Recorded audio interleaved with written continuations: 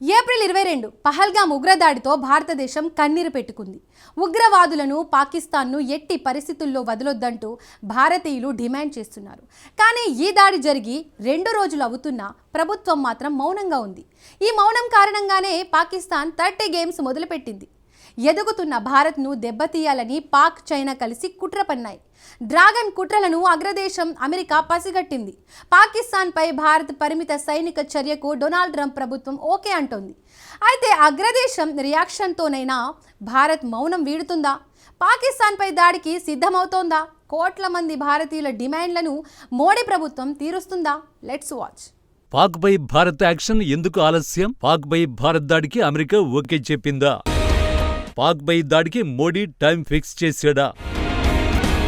Kashmir పహల్గామ్లో April 22న మధ్యాహ్నం సేద తీరుతున్న పర్యాటకులపై ఉగ్రవాదులు కాల్పులు జరిపారు. 26 మంది అమాయకుల ప్రాణాలు బలిగొన్నారు. ఈ ఉగ్రదాడికి ప్రతీకారం తప్పకుండా తీర్చుకుంటామని ప్రధాని మోడీ ప్రజలకు హామీ ఇచ్చారు. పహల్గామ్లో ఉగ్రదాడి జరిగి 2 వారాలు గడిచింది. కానీ భారత్ మాత్రం ఇప్పటి వరకు సైలెంట్ గానే ఉంది. దీంతో పాక్పై ఎప్పుడు దాడి చేస్తుంది? ఈ ప్రశ్నే పాకిస్తాన్తో పాటు భారతీయుల మధ్యలో మెదులుతోంది. నిజానికి ఈసారి పహల్గామ్లో జరిగిన ఉగ్రదాడిపై భారతీయుల్లో తీవ్ర ఆగ్రహం వ్యక్తమవుతోంది. పాకిస్తాన్కు భారీ దెబ్బ పడాల్సిందేనని పట్టుబడుతున్నారు. వైమానిక దాడో, సర్జికల్ స్ట్రైకో కాదు, పాక్ విలవిలలాడాలంటూ డిమాండ్ చేస్తున్నారు. కానీ మోడీ ప్రభుత్వం మాత్రం సైలెంట్ గా ఉంది.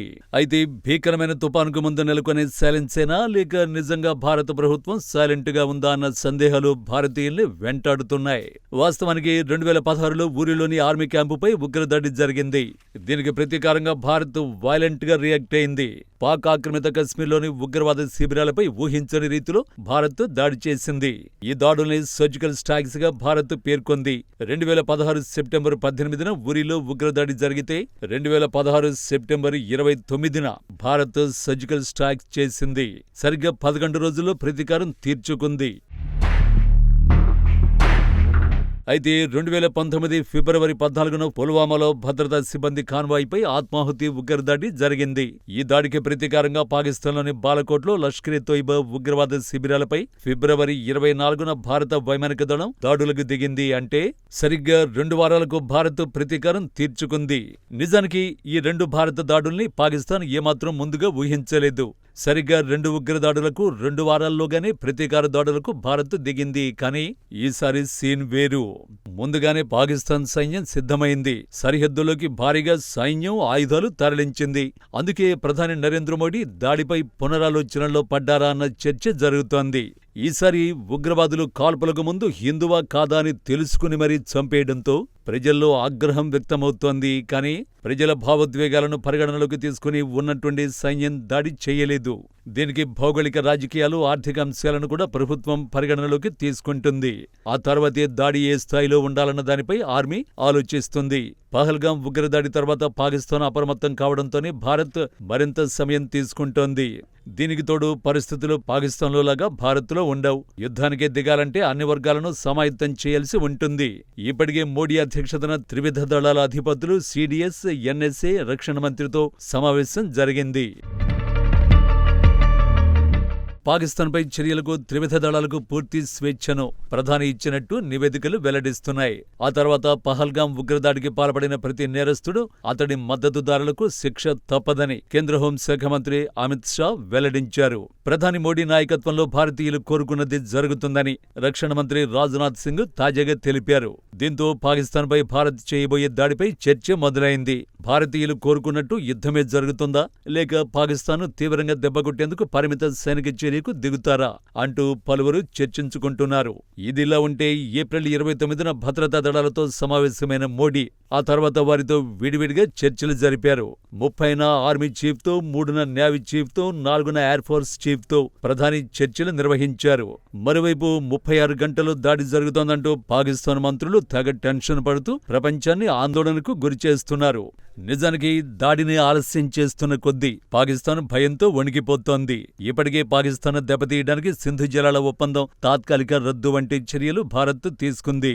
ఇక పహల్గామ్ దాడి తర్వాత పాకిస్తాన్పై ఒత్తిడి పెంచాలని అంతర్జాతీయ ద్రవ్యనిధి సంస్థ IMF, FATFలను భారత్ కోరింది. ఈ చర్యలు పాకిస్తాన్ను దెబ్బతీస్తున్నా ప్రజలు మాత్రం ఆ దేశంపై భారత్ దాడికి దిగాలని కోరుకుంటున్నారు.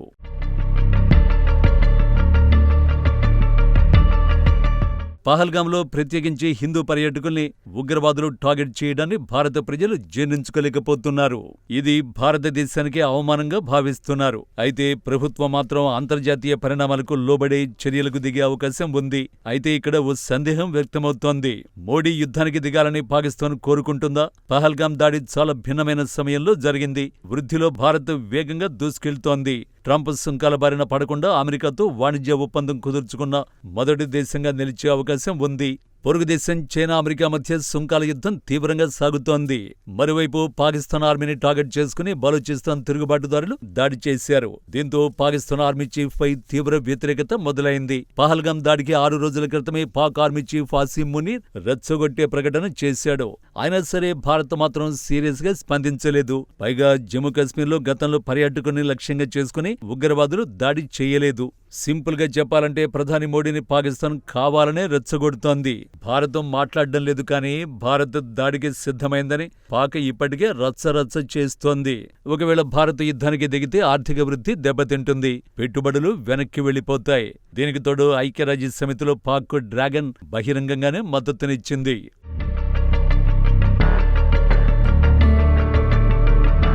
స్పష్టంగా చెప్పాలంటే పాకిస్తాన్, చైనా కలిసి మోడీ యుద్ధానికి దిగేలా చేసి భారత్ను ఆర్థికంగా ముంచేయాలని యత్నిస్తున్నాయి. అదే సమయంలో దక్షిణాసియాలో పరిణామాలను అగ్రదేశం అమెరికా గమనిస్తోంది.